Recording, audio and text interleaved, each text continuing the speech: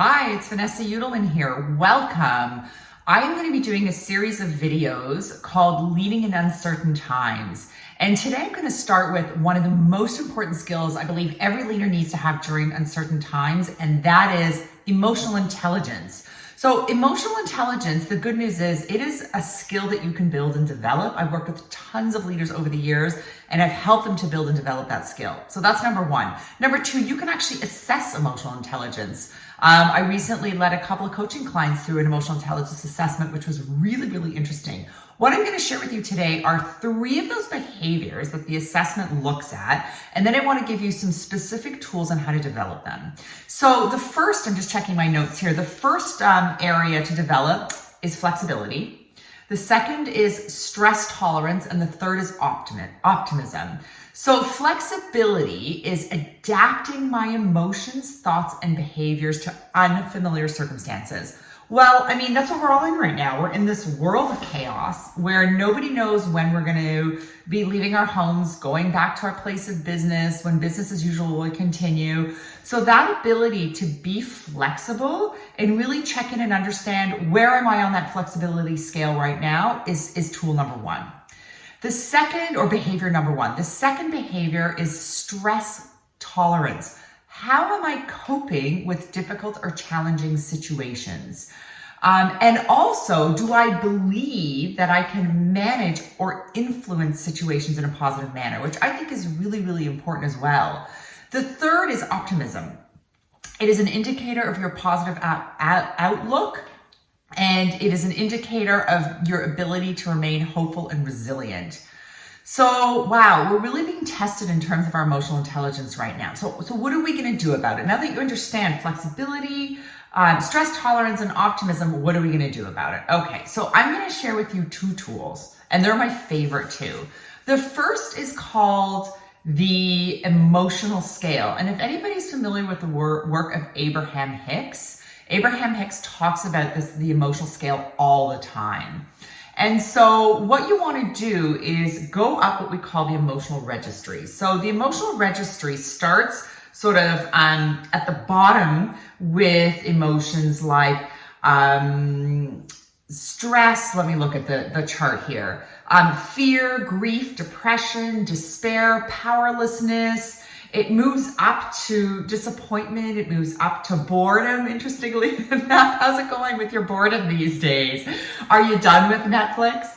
I'm kind of bored, to be honest, of washing dishes, cooking meals, and doing laundry, but that's just me, okay? So then it goes up to, so those are kind of the feeling bad categories. Then it goes up to the feeling good category. So those can include contentment. That's the first one.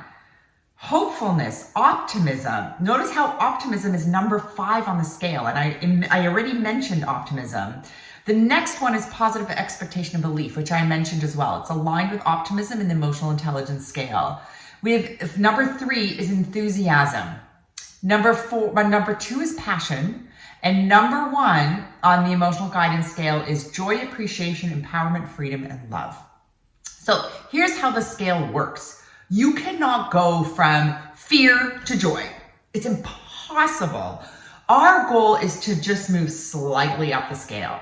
Let's say we're in a place of like complete frustration, which I'm sure many of us are right now. Let's get to contentment. Let's say we're in that place of boredom. Can we get up to hopefulness? Let's say we're in that place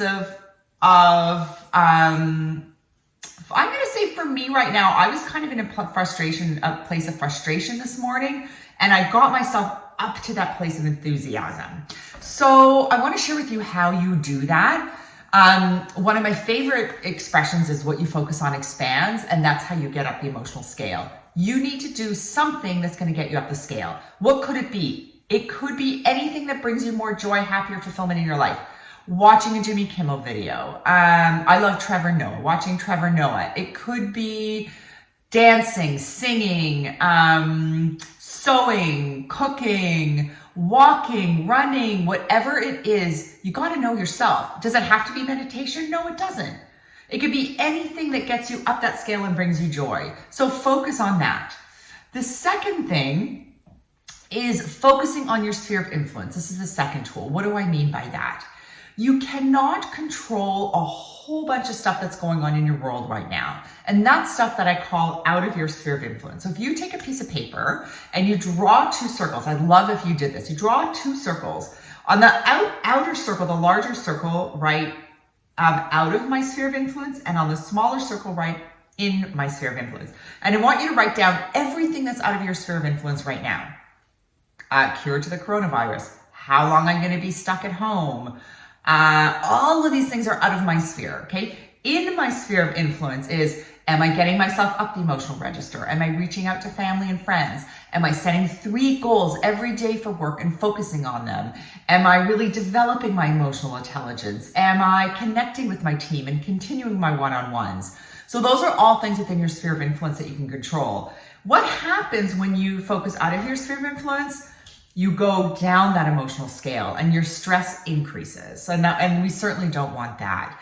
So my homework for you right now is to pick one of those areas related to emotional intelligence: flexibility, stress tolerance, or optimism. And let's build that. You can definitely build and develop your EQ. So that's my challenge for you. Thanks so much for listening, and we'll see you next time.